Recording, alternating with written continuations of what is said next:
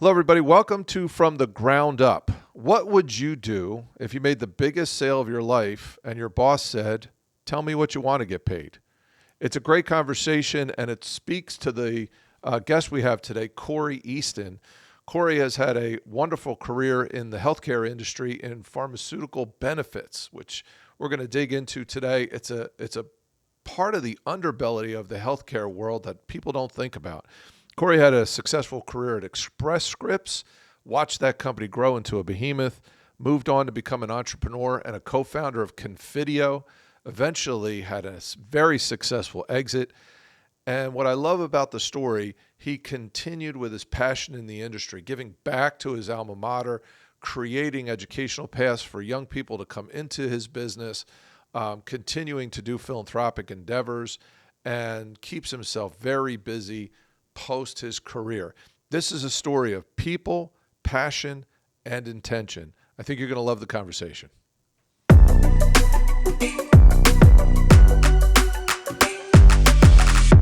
So welcome to From the Ground Up, Cory. It's just great to have you here, and I can't wait to go through your story and talk about your experiences. Obviously, what an impressive history. You've had a great career. I'm not sure if someone would say, well, so what did you do with your life? How you would start that? I mean, you have a family office, and you're really going through that in a very thoughtful process. Your work in philanthropy, your work at Confidio, now at RX, Express Scripts to start. It was really a fantastic career history. So can't wait to dig in. Welcome to From the Ground Up. Well, thank you for having me, Leo. This is a great opportunity, and I really appreciate you having the interest in my story. Yes, so pharmacy benefits management, I think an area of the marketplace that I don't think people think about, right? There's, we hear about the new drugs coming out and all these major changes, whether you hear the Alzheimer's drug or the this drug or the that drug, and the let's just say controversial battles in the pharmaceutical industry, and yet somehow between what they're doing and someone actually having the use of that, there's a process to get to the end user. And that's really where you sit in that. You have your whole career. Can you talk about pharmacy benefits management? Sure. Well, pharmacy benefits management, or also known as PBM, probably the most complex area of healthcare. Pharmacy benefit management provides access to discounts, rebates, account management services, reporting, all the different elements of a transaction, which, if you think about it, occurs in about a 7-second period. What a pharmacy benefit manager does is they negotiate and manage every step of that process. And so they serve as the middleman between the folks that are distributing and the folks and the patient that's ultimately receiving the product. I don't know that everybody fully appreciates, right? There's the whole research apparatus, and you go through the extraordinarily long process to get a drug approved.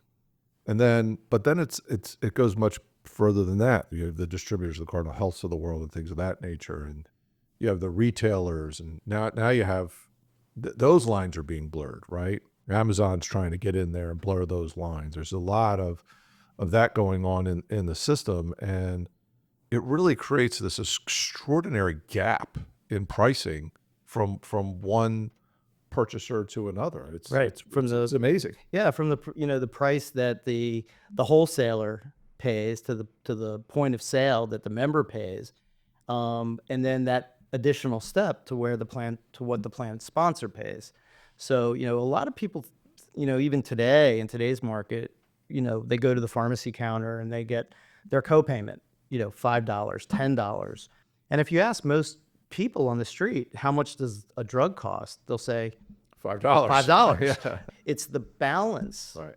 of the cost that goes back to what we call the plan sponsor, which could be a self-funded employer, Right. could be an insurance company, it could be a health plan, it could be the government. What the consumer doesn't see is what that number is on the back end. Right. But that's an important number, right? Because at the end of the day, what you're doing, you have your whole career, or at least for the vast majority of your career, you sit in the middle to make sure it's not the end user is going to pay that copay, right? If they have a Correct. pharmacy benefit. But what you're trying to do is create efficiency for the actual companies that are paying the insurance premiums and lowering those costs to increase margins and help companies manage this more effectively. So give a good outcome for their employee, but also give a good outcome so they can continue to provide benefits. Provide that benefits. might Exactly. become too Or expensive. expand benefits, Or or expand it. increase salaries, or, put money into R&D or back into their business, whatever it might be. And I think what's fascinating about that is really all you're doing is you're creating an avenue to the price it should be paid. Or at least providing some clarity around it. Right. And at the same time, the other part of what pharmacy benefit managers do is they manage care. Right. So it's not just about cost. Right. It's ensuring that patients receive the right drug at the right time, Okay. for the right price, and for the right reasons. Right. Better to have the blood pressure medicine than the heart attack. Exactly. Yeah, that's fantastic. And so you're permeating through the whole medical process. Absolutely. Yeah. You can't manage pharmacy in a silo. Right. It has to be managed in conjunction with healthcare, with overall healthcare utilization and cost. Yeah. And healthcare is very siloed, right? Absolutely. It has been for a long time, right? And I think what's happening now, correct me if I'm wrong, but it seems to me that internet, social media, some of the quote unquote social media experts that are now out in the public, there's a lot of information that the end user is getting. Some of it's good information, some of it's not good information. But what's happening is it's challenging those silos, and it's challenging, I almost feel bad for doctors, it's challenging the authority that used to be absolute with a doctor or with the pharmacy company, or the how they're all interacting with each other. And so interestingly, where you would think that because of all this information, it would be better managed, it's probably getting harder. It is getting harder, but at a minimum, at least it's forcing the dialogue. It's forcing the conversation. Look at the number of drug commercials Yeah, crazy. that are online. I mean, if you And that doesn't happen in other countries. That's a U.S. that's a U.S. Well, and it didn't happen prior to 1997 when the FDA relaxed its guidelines. But the one thing they never talk about in those drug commercials, I mean, everybody looks really happy in all those drug commercials. It solved the problem, but they don't talk about price. Right. And I can tell you those aren't generic drugs that are being promoted. Because what those commercials almost try to do is take the people who know what the client should get and how they should get it, the benefit manager, the doctor, and try to go direct and try to create a pull strategy for the drug. It's quite a fascinating thing. Yeah. So quickly before we move on, again, this advertisement quickly is for From the Ground Up, a great podcast. It can cause headaches. It can cause. Well, you have to talk a lot. Bloating. You're going to have to talk a lot faster if you're going to make it into a real commercial. This podcast headaches, diarrhea. No, I'm just kidding. So, So how did you get into this world? You went to Maryland. You are a proud Maryland grad. We're going to talk about some really, really interesting initiatives you have at the University of Maryland, which you and I have talked about many times. I think it's fascinating. But somehow you're a kid going to college in Maryland, and you end up in walk me through. How'd you get here? Sure. I really wanted to be a doctor. Wanted to be an orthopedic surgeon, and so started out in pre-med program. Had a lot of trouble with math, and so I realized very quickly that I was probably not going to be a doctor as much as I wanted to be. So then I wanted to move into physical therapy. Okay. But then I found out that also required a lot of math, and that wasn't going to work. And so I went into therapeutic recreation. I turned to my uncle Julius Epstein, who at that time was the head of obstetrics and gynecology at the Washington Hospital Center. My uncle asked me a very simple question. He said, "What do you want to do? What is it that you want to do?" I said, "Well, I wanted to be a doctor. Really wanted to be a doctor." And he goes, "That's not what I asked you." He said, "What is it that you want to do?" And I said, well, I'd like to help a lot of people and I'd like to make a lot of money doing it. And he said, well, then you should think about going into the business of healthcare. And at that point in my life, I really never looked at healthcare as a business. And I realized that I was actually in the right spot in the therapeutic recreation program because it gave me clinical access and it put me inside a hospital. Right. And I worked at the Washington Hospital Center. And then I moved on to work in the population health management space for a subsidiary of Cigna called Intracor. I was there for about almost 10 years. And then this small company out of St. Louis called Express Scripts recruited me to come and be their first national sales guy. So all along, you're in let's just call it the machinery of the Correct. whole healthcare system, right? Correct. Trying to make the machinery work and function more effectively, as opposed to a doctor or or a physical therapist. Yeah, I was out of the clinical, the kind of the hardcore clinical realm, but I was touching every aspect. I don't know if you know this. I don't know if I told you. My wife's a pharmacist. It gave her such an appreciation for the benefits of pharmacology.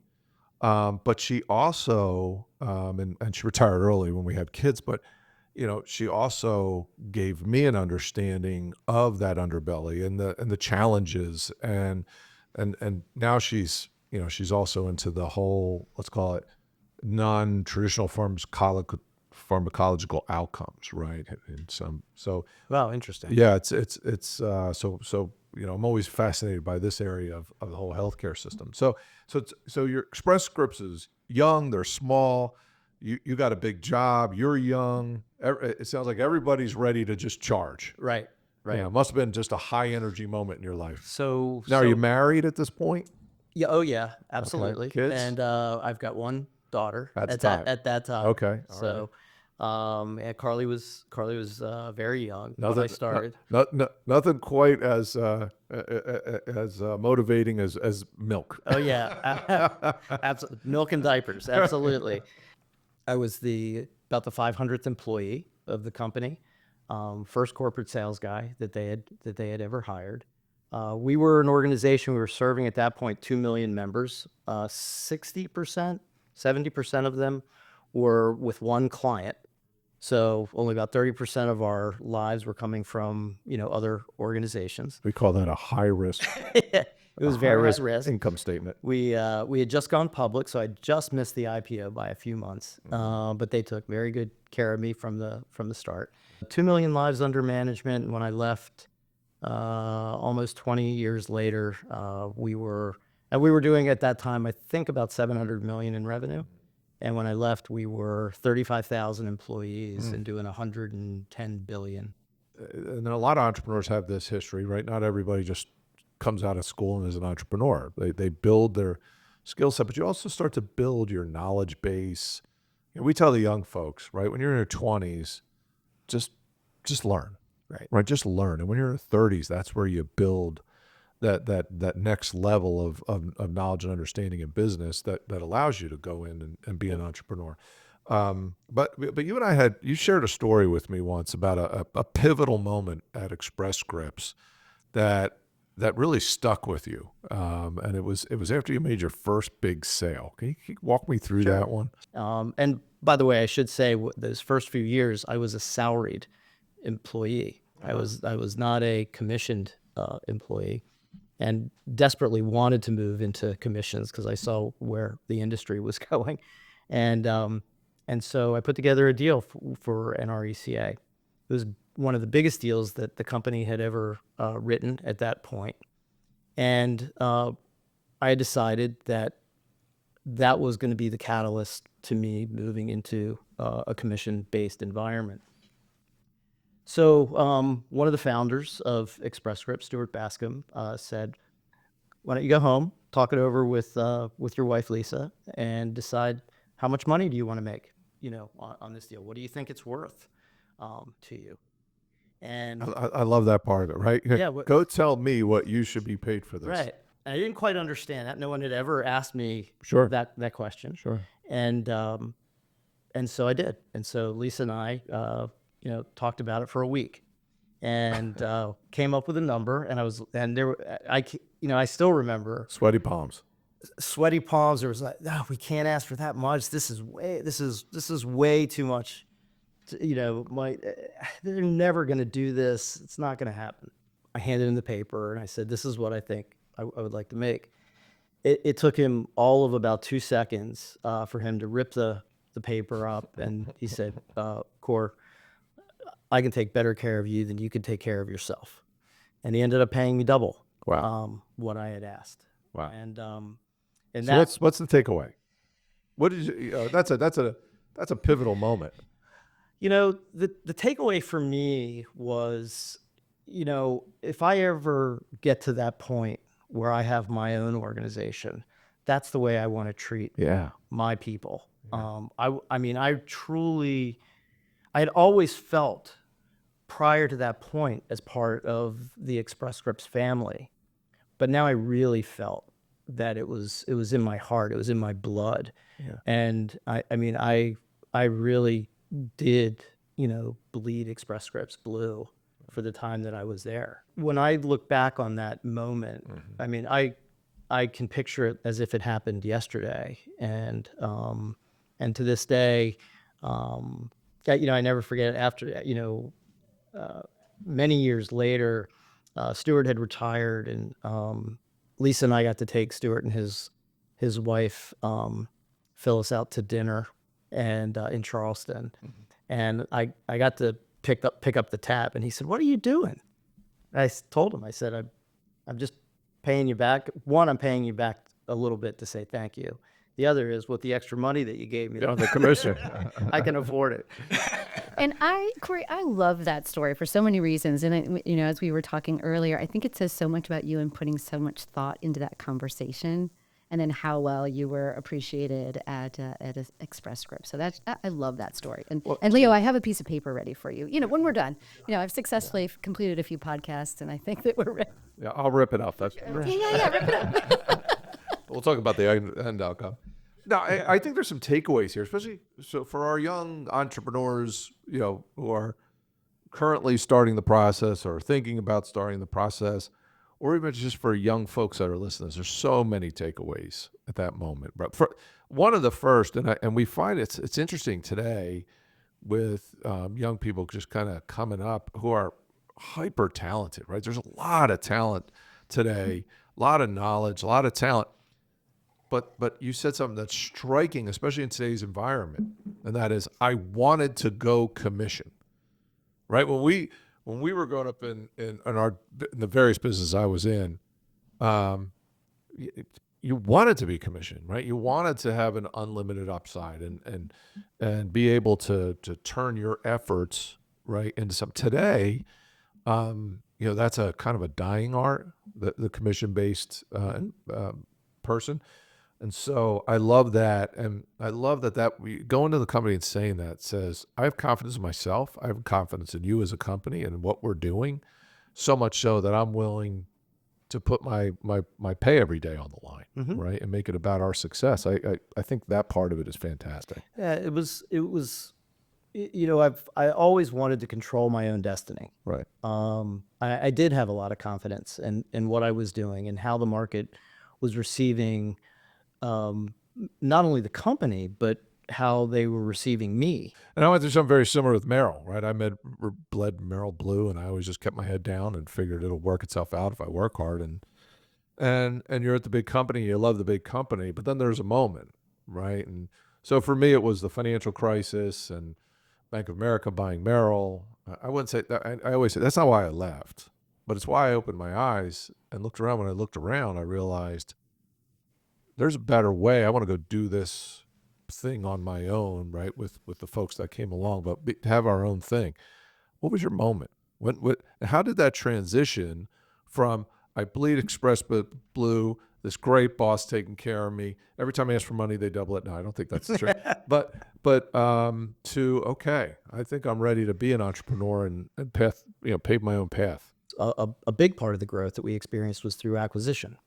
So I was very fortunate to lived through all 9 acquisitions that the company made.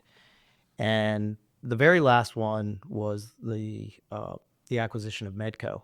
I knew at that point we had gotten, we were going to become a 30,000 employee organization, gajillion dollars, all kinds of moving parts, all kinds of moving facilities that were out there. And I didn't know where that role was gonna go. I still had a lot of gas in the tank. I still had a lot of good that I could bring to the market. And one of the things that I really felt, I made my career on focusing on small and mid-sized organizations. I was never a big game hunter. While I closed NRECA and I closed over the years the city of New York and worked with large insurance companies, 90% of the sales that I made in my career was in that small 200 employee firm to 5,000 employee You firm. gotta know thyself. One of the things that I realized along with my business partner, Scott Vogel, was that was part of the market that was being vastly underserved. They didn't have the strength to negotiate deep discounts with PBMs. They didn't have the ability to certainly go direct to pharma or anyone for that matter and negotiate a price or pricing structure that was going to be beneficial. The other thing they were missing was it wasn't just the pricing and the contracting, but it was also the consulting. People in the healthcare industry, insurance brokers, consultants, a lot of them really focus on big game. They want to put those big logos up on the wall. There are a lot more little guys. Yeah, we see that all the time in businesses, right? And again, another point for folks to consider, right? I say know thyself. There's a temptation to just keep running up and up, and you run yourself right out of what you are, and then you find yourself stuck, right? And so you recognized a moment and realized there was going to be an underserved community. Well, we knew that, after the Medco acquisition, I mean, you're a publicly traded company. Yeah. A 5,000 life employer sale is not going to move your stock price. That's right. And so that was not going to be where my future was. And so, working with Scott, I'd worked with Scott for many, many years at Express Scripts. We had an absolutely wonderful relationship. And he's a great guy. And he departed a couple of years before I did, maybe 2 years before I did. And he was focused on large game, but from a consulting standpoint. Gotcha. Where I was focused was in the small and mid market, and so bringing those two strengths together, over a 2-3 year period, ultimately resulted in the founding of Confidio. Great. So you start Confidio, and you and Scott, and what did it look like at the beginning? So it was 2 different companies. So I had a company, Horizon Health Ventures, again, focused on small and mid-market buyers. Scott had Heritage RX, which was focused on large consulting opportunities. Which I love, because Scott, know thyself, right? And that's his world. Right. Exactly. I mean, he's a lot smarter than I am. And so a lot smarter. And so he had a wonderful way with those large buyers. And so we kind of went along our paths. And then as time went on, and I had in my shop, I had account management. I had some folks in operations and account management. Scott had technology. Okay, great. And so when I would have a client that a technology dynamic was in play, I would just flip it over the fence to Scott, and he would do the work for me. And likewise, if he needed some support in the account management arena, he could always lean on Horizon Health Ventures. And so we did that for a while. And it worked fine. But you get to the point where it's like, we're flipping stuff over the fence to one another enough. Let's just put it together. Let's just put it together. And Right. so, it was a night in downtown Baltimore after a dinner with our friends at Express Scripts, as a matter of fact. Went to a little bar across the street from where we had eaten, and with a bottle of bourbon and a bunch of cocktail napkins, Performance Pharmacy Solutions, and ultimately Confidio was born. Yeah. We like to call that a natural pharmaceutical solution. It's amazing the ideas you can come up with. Some that stuff is idea generation. Some of my best. That's great. And you've said to me, and I know Scott as well, just a wonderful guy. But you both said, you guys have gone through a career. You just never argued. You have your lanes. You meshed well together. You're in your words. You debated, but you never argued. That's a blessing. Yes. I don't remember a moment ever walking away from a conversation with Scott that we felt bad about. Yeah. And I think he would say the same thing. And it just was all, and we did that all the way through the growth of Confidio. We both had the same, value systems, the same, So important. the same focus on corporate culture. Yeah, culture. And where we wanted to see our organization go. We also had, Scott's wife, Kristen, also worked with us. And so she really kept everybody in line. So she, we still joke about it. She was truly the brains behind the operation, but she was the yes or no person. Right. Yeah. Let me see. We have one of those.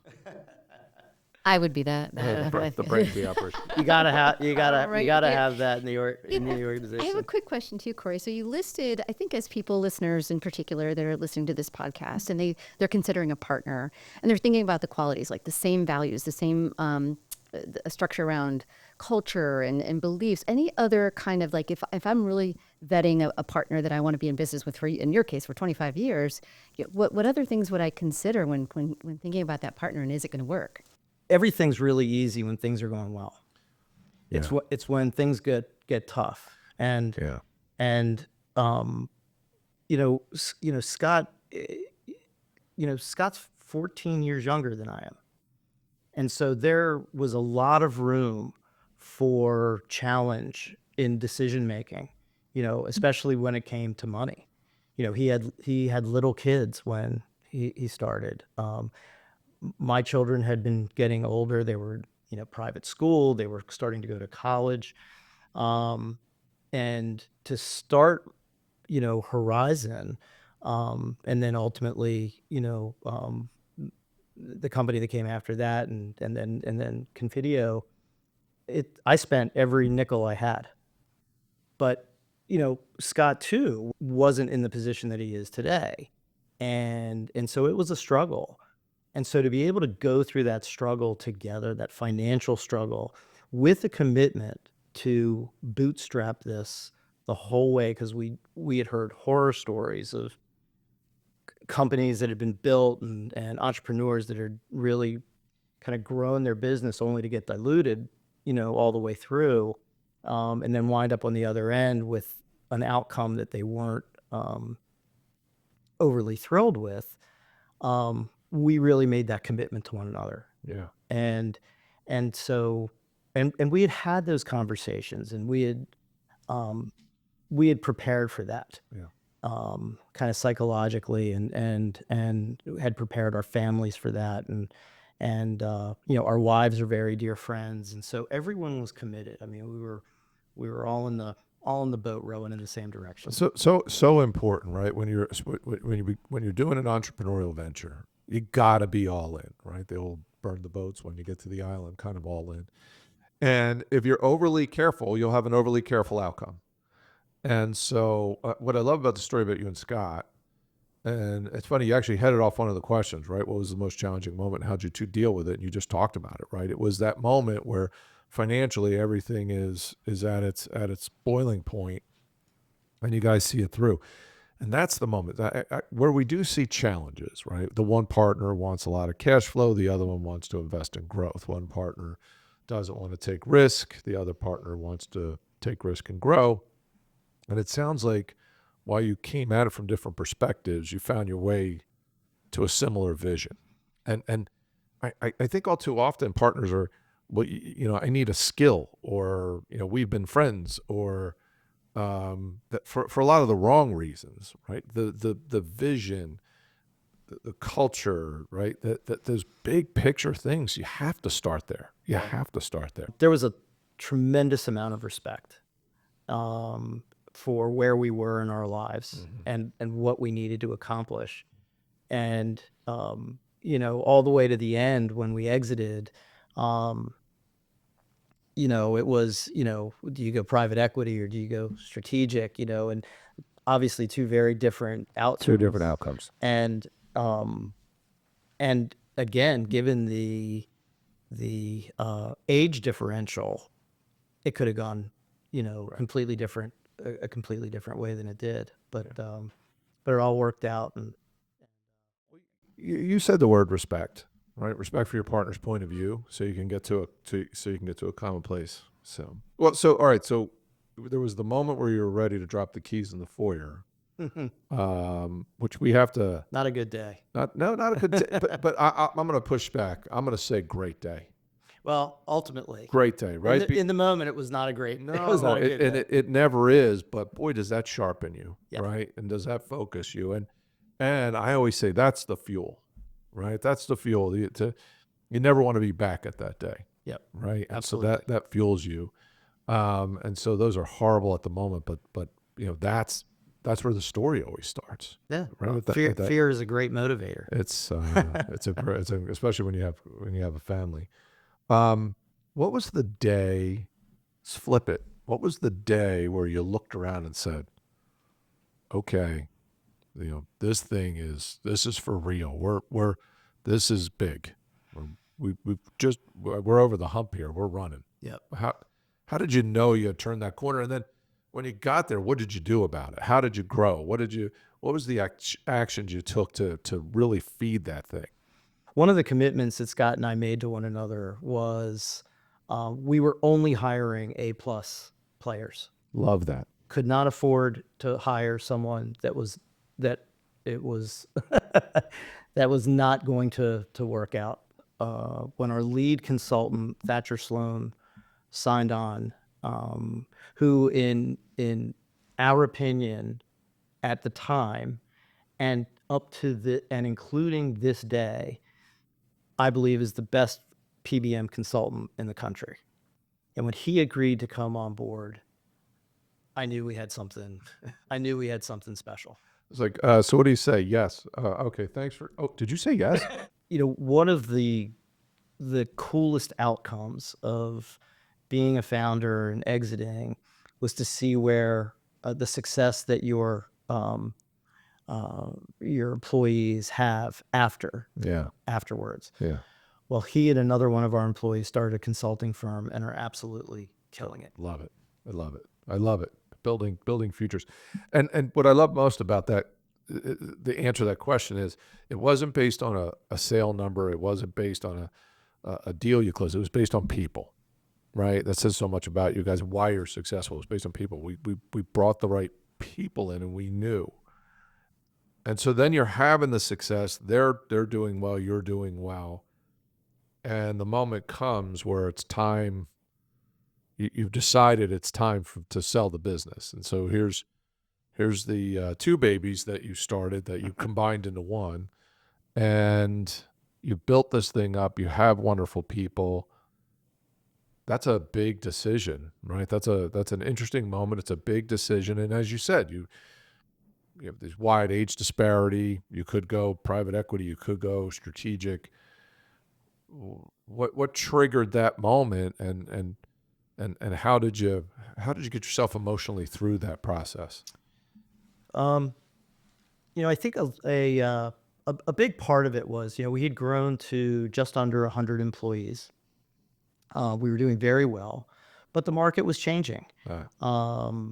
There were a number of new PBMs coming into the market that worked and acted very differently than the folks that we were working with, and and that was going to create some significant challenges for us.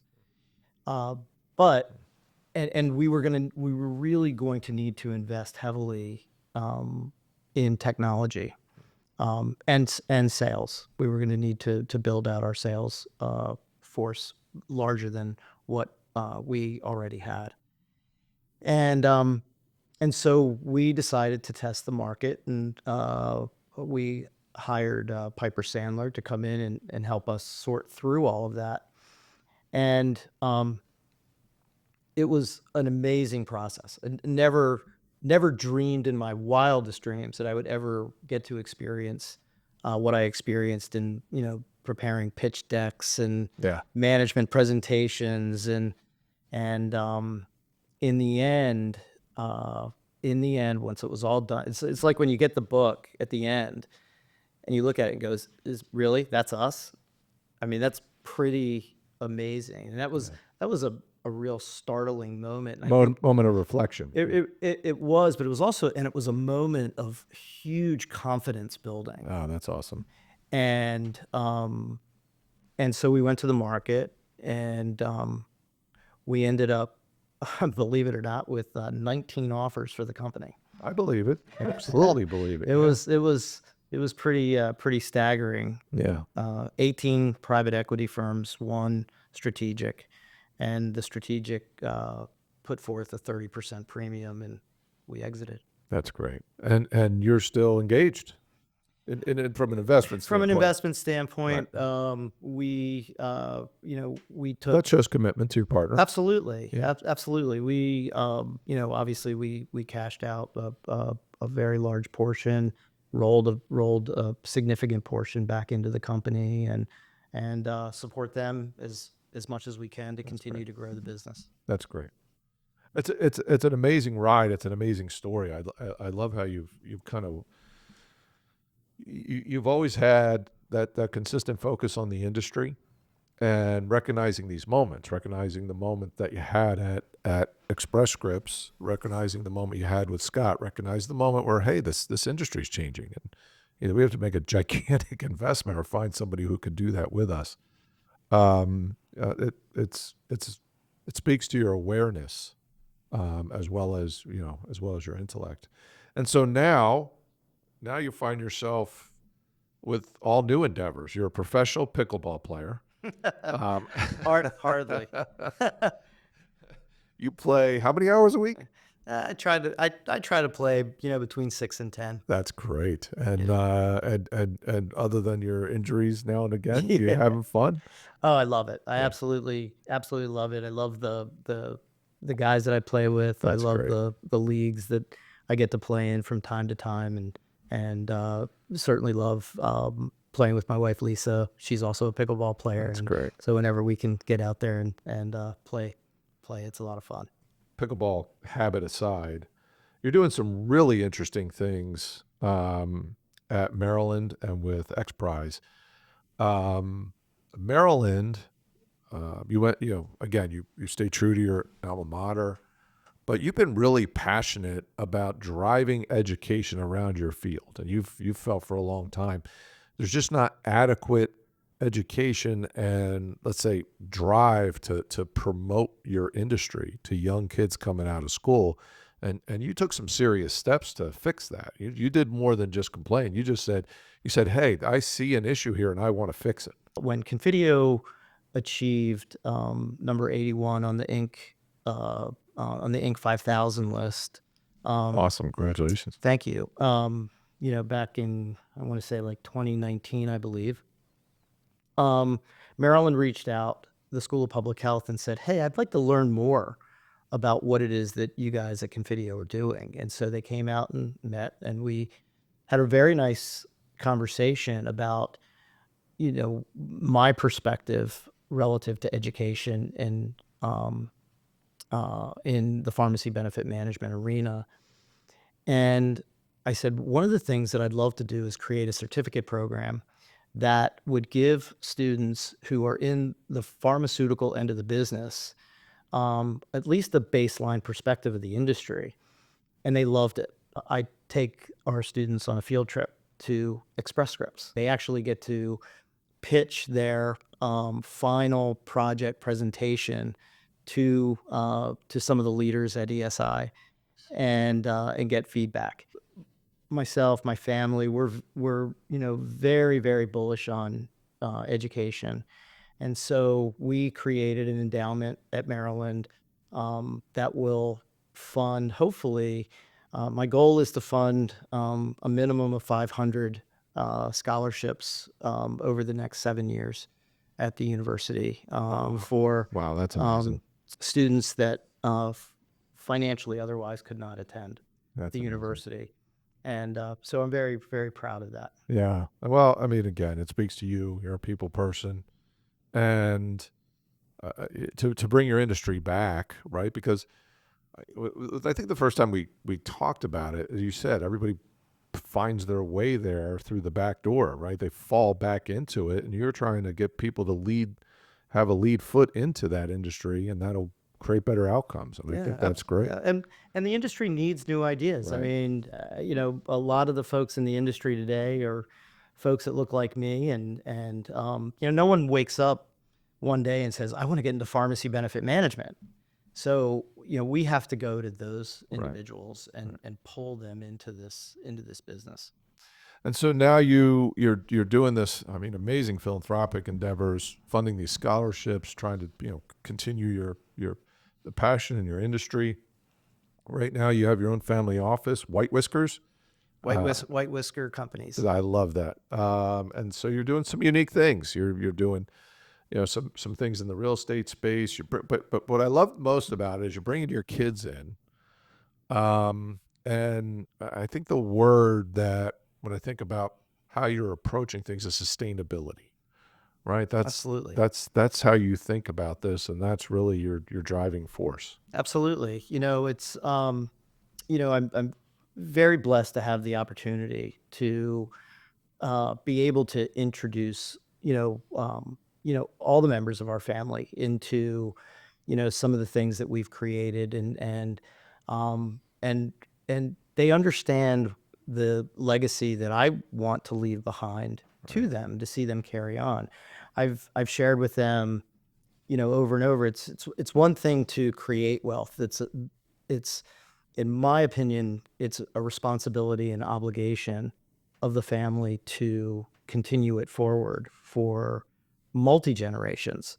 And so we take a very conservative approach to managing our wealth, whether it be financial investments, real estate, and then obviously the philanthropy component is just another very important piece, because you gotta turn around and look back and provide those legs up where you can. Yeah, and what I love about, and obviously we have a passion for that, having a family office practice here at Verdence. So we see a lot of different family offices.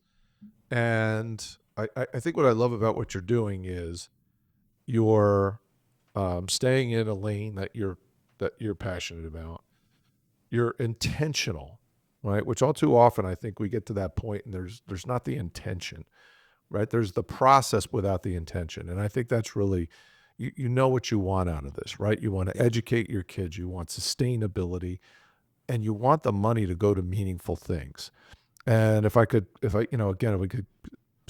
for someone who's thinking about a sale or you're headed to that big liquidation event, this is important. You get so focused. I always say to folks, the day you get the money should be the least stressful day. And for most, it's the most stressful day, because now they've been so focused on getting to that moment. Then the moment's there and they said, oh no, now what I do? But you've been very intentional. You've been intentional on how you approach that, how you continue to invest in your industry through your partner, through Maryland, been intentional in your family office, creating sustainability.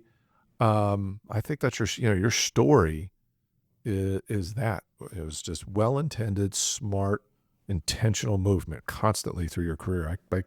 Congratulations. Well, thank you. You are right on. I mean, I gave a lot of thought before I kind of hung up my cleats with the strategic that purchased Confidio. I gave a lot of thought to what it was that I wanted to do, when I retired. And I think I use the word retirement just as kind of a catch word. It's not because I'm actually busier now than I was when I was working. Right. But and there was a period that I went through a lot of self-reflection around my identity, and what was this going to mean to me to not be working in the industry? I mean, I was I think fairly well respected within the industry. I was very visible, gave a lot of public presentations every year, and and I was really afraid that I was going to lose that identity. But it as it worked out, you just don't, especially when you have a game plan. And so I think all these things really helped to formulate the game plan, and now it's fun to be executing on it. Yeah, well, I think that's because people miss this, but entrepreneurs miss this when they're head to the moment. They're fearing that the it is what makes you. Right. You make you, and you made the it. Yeah. And that's, I think, one of the big difference. Passion, people, intention. I think we wrap it up with that, and that's been your secret to success. And congratulations. And this has been a wonderful conversation. We actually, Michelle, we have to let him go. He's got to go get in the kitchen. Exactly. For you pickleball players. Right. I hope Scott's not out there working out, like an hour before I get there. So. Yeah, he's got a grudge match. But he says he never argued with his partner. We'll see today when he gets out on the pickleball. Exactly. Well, thank you very much for coming in and sharing your story. This was a fun conversation. I enjoyed it, and thank you everybody for tuning in to From the Ground Up. Once again, another great story from a wonderful entrepreneur. We hope you enjoyed the conversation. I know I did. Very educational about people, purpose, passion, intention. We're going to ask you to like, subscribe, hit the alarm bell so you know we're coming next time. We're on, Michelle always helps me with this, but we're on Apple, we're on Spotify. You can go to our website, which is FromTheGroundUp.fm. FromTheGroundUp.fm. Thank you very much, and thank you again for coming in. Absolutely. Thank you.